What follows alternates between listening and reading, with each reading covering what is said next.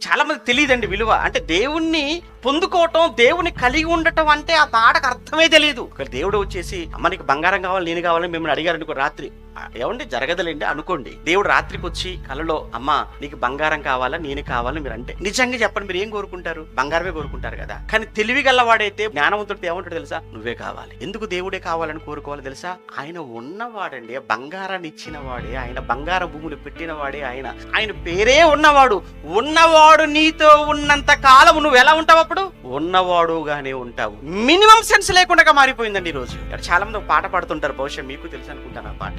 నీ ఉంటే చాలయ్యా, నీ చూపు చాలయ్యా, నీ ఉంటే చాలయ్యా అంటారు. చాలన్నావు కదా, మళ్ళీ మోకాలేసి బంగారం ఎందుకు, భూములు ఎందుకు, డబ్బు ఎందుకు, ఈయన ఎందుకు అడుగుతున్నావు? ఆయన ఉంటే చాలన్నావు కదా. పాట బాగుందంటే నిజంగా చాలా మంచి పాట, కానీ పాడుతున్నారులే కానీ అర్థం గ్రహించలేకపోతున్నారన్న బాధ అంతే. దేవుడుంటే చాలా, దేవుడుంటే చాలు, దేవుడుంటే అన్ని ఉన్నట్లే. మీరు నేను మనమంతా ఎవరో తెలుసు.